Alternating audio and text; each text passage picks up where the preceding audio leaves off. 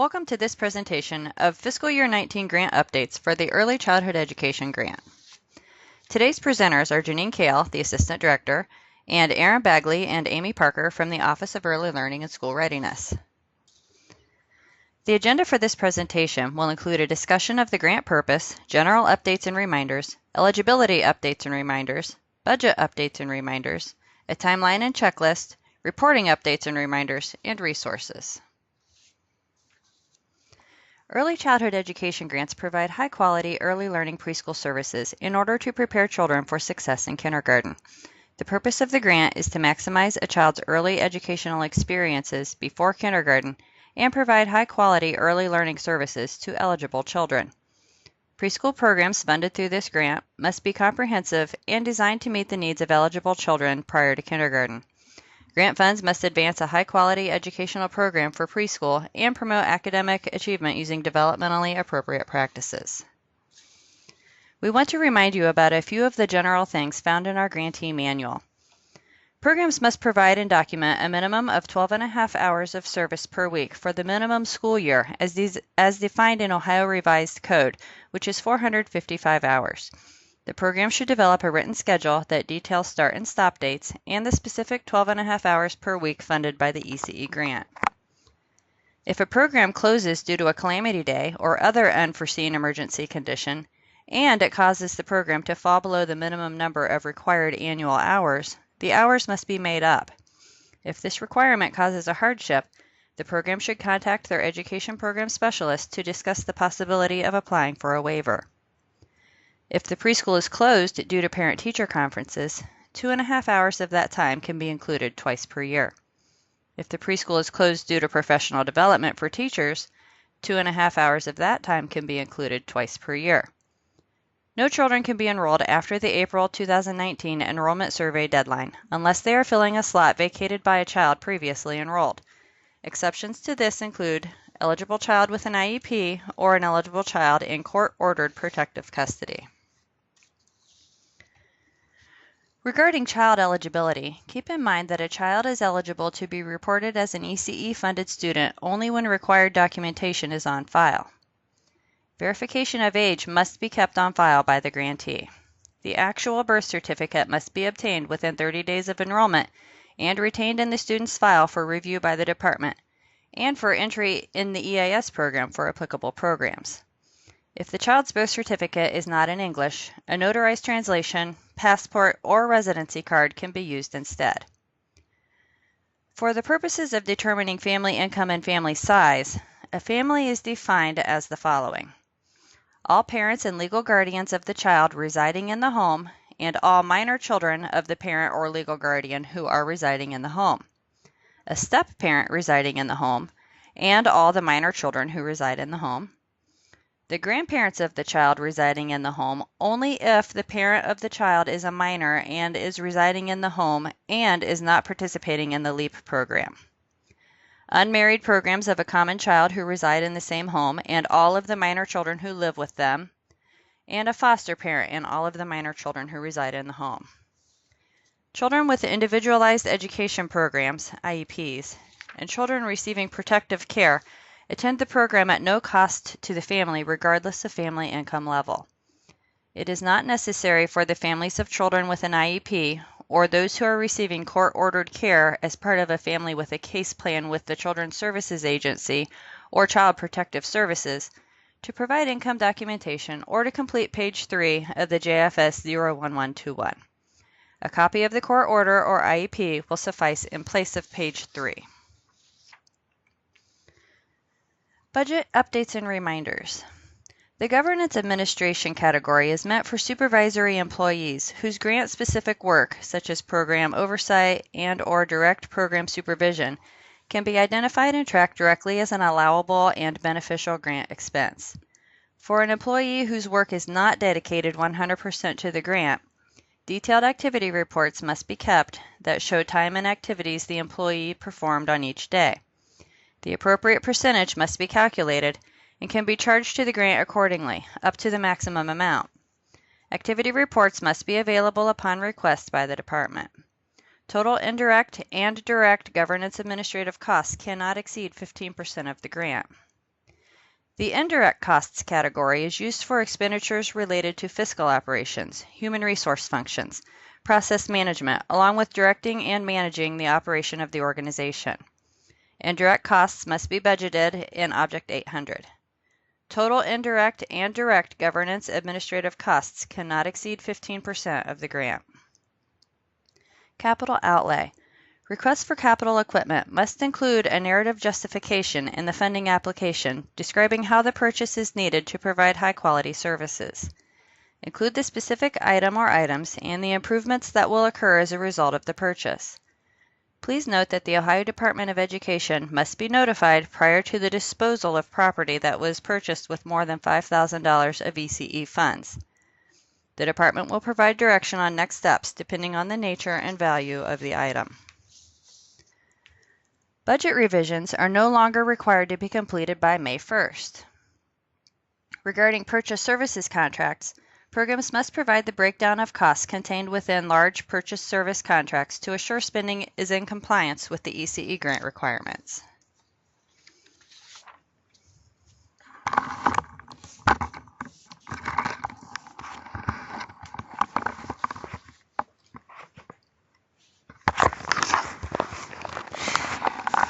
For a list of available resources for meeting grant requirements, please go to www.education.ohio.gov and search Early Childhood Education Grant.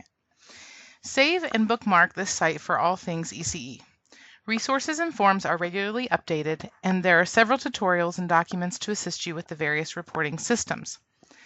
The Fiscal Year 19 Grantee Manual is now available, located under the Provider Resources. This is a valuable resource that you will want to print and save and refer to throughout the grant year. Let's take a look at one of the new features of the manual.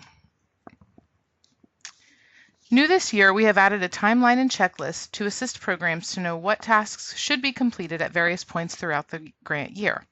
This page can be found in the back of the Grantee Manual under Appendix A. Let's review the items from the timeline and checklist.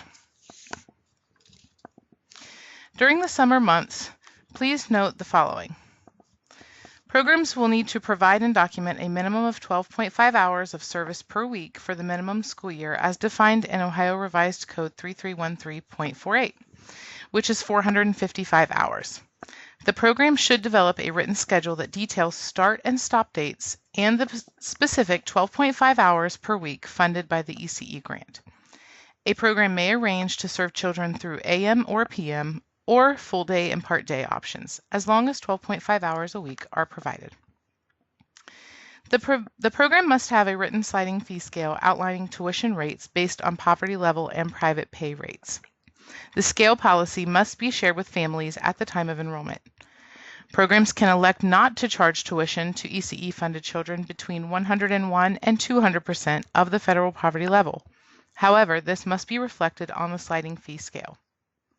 The sliding fee scale must be applied consistently to all families enrolled who are receiving ECE funding.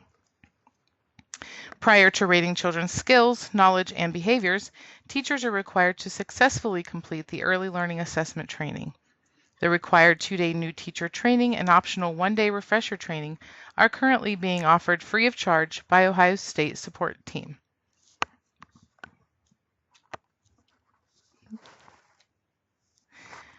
During the fall months, please note that September 30th is the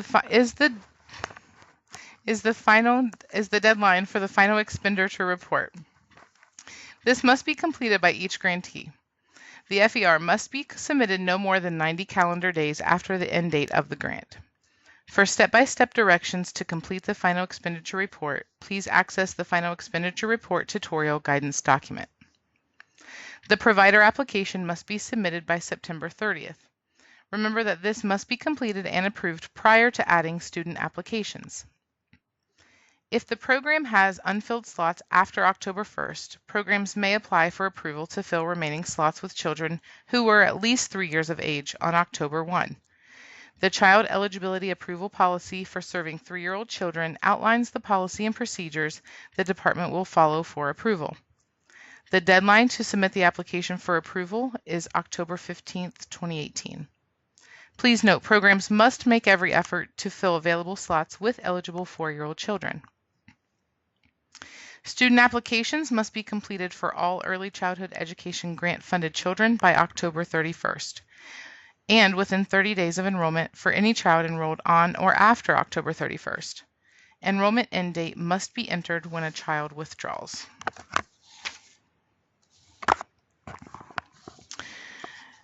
During the winter months, you will be sent an enrollment survey, which all grantees are required to report the number of ECE-funded children currently enrolled in their program. The information will be used to determine if unfilled slots should be reallocated to programs with the capacity to serve more children, in order to assure all available slots are used. It is expected that all slots are filled no later than December 1st. Income eligibility must be redetermined on an annual basis at either the time of enrollment or the beginning of the program year. Programs should not use income that was collected prior to February 1st of 2018.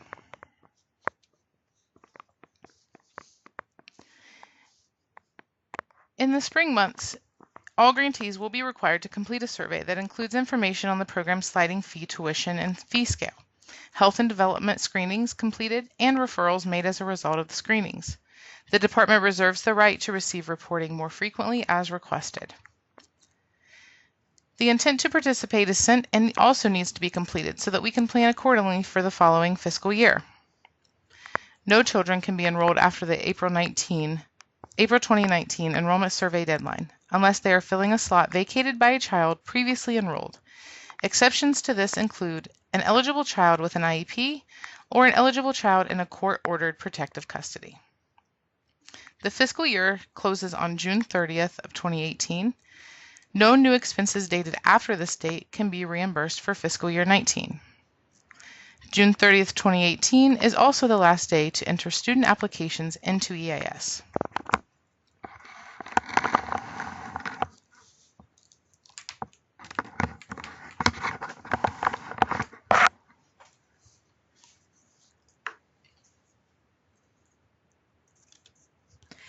We want to provide some important reminders regarding reporting requirements. The Department of Education uses two different data systems to report data. The first one is the Enterprise Application System, which is used by those early childhood education grantees who are licensed by the Department of Job and Family Services and also chartered non-public schools. The second system is the EMIS system, and that's used by public school districts, educational service centers, joint vocational schools, Department of Developmental Disability Programs, and community schools. Let's first begin by giving you some important reminders for those programs who enter their data using the Enterprise Application System, or EAS. All student applications are due by October 30th or 30 days after enrollment if a child is enrolled after the October 30th date. It is also important to remember that student attendance is required to be entered into EAS, and that must be completed monthly. The number of hours that you enter into EAS should only be those hours that the child is attending based on the early childhood education funding. If they attend additional hours using a secondary funding source, such as private pay tuition, Head Start, or publicly funded childcare through the Department of Job and Family Services, those hours should not be entered into the EAS system. It's also important to remember that early learning assessment scores are required to be reported for each child in the Enterprise Application System. The reporting window this year is open all year round, so programs can enter both their fall and their spring assessment scores at the same time. Those scores are required to be entered by no later than June 30th of 2019 for the fiscal year 19 requirement. Please also be reminded that all children who are enrolled in the ECE program must have ELA scores reported. If for some reason a child is not able to have a score reported, a reason code as to why the score is unavailable must be entered. The reason codes are available on either the Early Learning Assessment webpage, or they can be found in the Early Learning Assessment tutorial found on the Administrator page of the Early Childhood Education Grants website. Now we want to give some important information to those programs who use EMIS to report their student level data. We do want to provide clarification because this year and in previous years we have had some confusion regarding how ECE funded children should be reported and who's required to report them. So we want to start by reiterating that only children who are funded using the Early Childhood Education Grant should be reported with an How Received code. So an example of this might be if you have a classroom where you have 20 children enrolled, 10 of those children are funded by the Early Childhood Education Grant, and 10 of them are funded by another funding mechanism. Only the 10 who are funded with the Early Childhood Education Grant should be reported with an How Received code. If you have questions regarding how the other children should be coded, please contact your ITC for additional assistance. We also want to remind programs that the child should be reported by the entity who is receiving the ECE funding directly from the Department of Education in order to support them. Again, we have had some confusion regarding this issue, and particularly around those programs who may be subcontracting with another entity. So for instance, if you're an ESC who's receiving the funding and you're subcontracting with a local school district in order to provide the services within the local school district's school building, it should still be the ESC who is reporting those children. We have had cases where both the ESC and the school district have reported the child, or the school district has reported the child, and in those cases we are receiving inaccurate or duplicate data for the child. What this means is that program staff need to be working closely with their EMIS coordinators, and if you're a subcontracted agency, perhaps you need to also be working with the EMIS coordinator of the subcontracted agency to specify exactly which children are those that are receiving the ECE funding and how they should be reported by the ECE funded organization. We also want to share a word regarding student level data reporting. There are 3 student collection windows within EMIS. The first one is the beginning of the year collection, which will begin in the fall and run through December. The mid-year collection begins in January and runs through April, and the end of year collection begins in May and runs through July. It is the expectation that programs at the beginning of the year will begin entering student level data into EMIS regarding their ECE funded children. This year, for fiscal year 19, EMIS coordinators can anticipate Gen Issues checks that will be run throughout the program year beginning in the fall. Those checks will compare the number of children that are reported into EMIS by the ECE funded agency with the number that is anticipated by the department that would be reported. Initially, we will be using the funded allocated slot number as our number anticipated.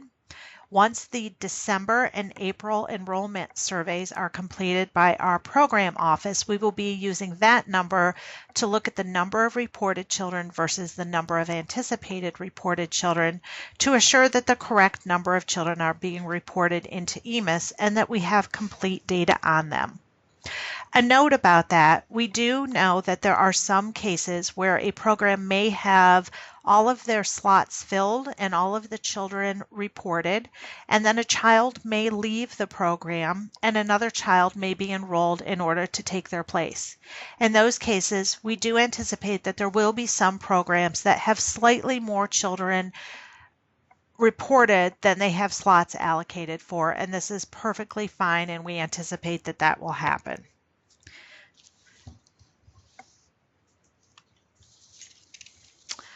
Additionally, in EMIS, a couple of reporting reminders for the early learning assessment. There are 2 assessment windows, one in the fall and one in the spring for the early learning assessment. Those assessment windows are the same dates as they have been in previous years. There will also be 2 distinct reporting windows, again, one in the fall and one in the spring. Those dates have not yet been determined as to when the reporting window will be open, so please make sure that you check on the EMIS webpage of the ODE website in order to determine the reporting windows. Those dates will also be posted on the Early Learning Assessment webpage once they have been determined. EMIS will be generating a missing kids report for any child who is coded with an How received code as to how they entered the program and they do not have an ELA score reported. So again, if you are unable to obtain a score for a child who has been enrolled in your program as ECE funded, you do want to check the ELA webpage or our ELA tutorial in order to obtain those reason codes so that you are providing correct and accurate data regarding the early learning assessment.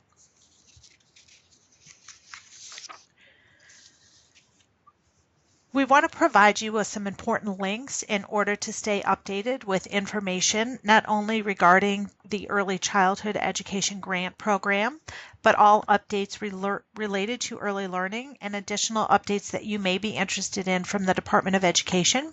If you visit the Department of Education website, you'll see a link at the bottom of the page highlighted by the red arrow on your screen where you can sign up for updates that will be emailed to you when important information comes out from the department, and you are able to pick the content areas in which you would like to receive those updates.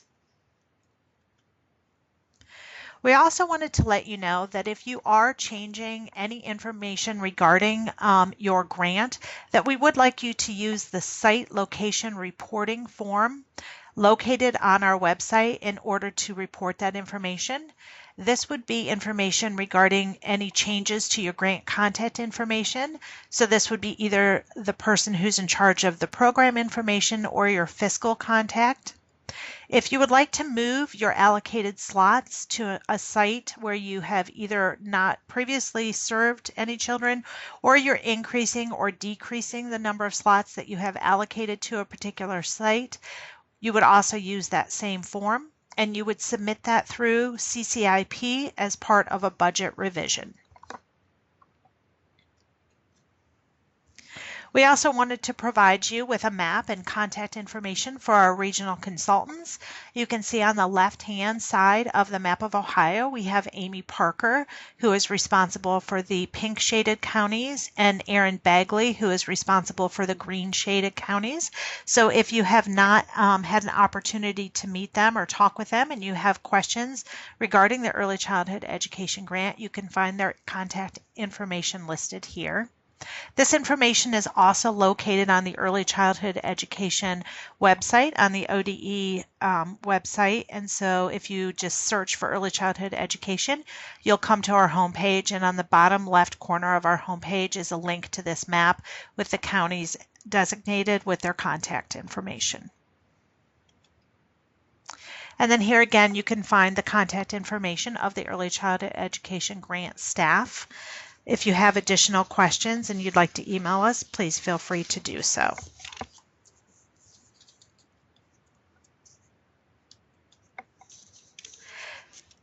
This concludes our presentation today.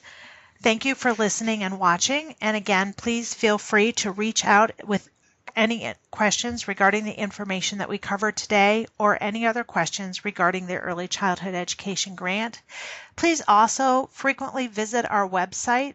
Again, if you go to the Department of Education, you can find the Early Childhood Education Grant website, particularly under the link for administrator information. There is a wealth of information and tutorials for all of our various systems, including CCIP and EAS, for how to use those systems, how to enter data and what data needs to be entered, as well as how to do budget revisions, how to submit project cash requests, and how to get into the various systems if you are a new person working in your agency. Thank you.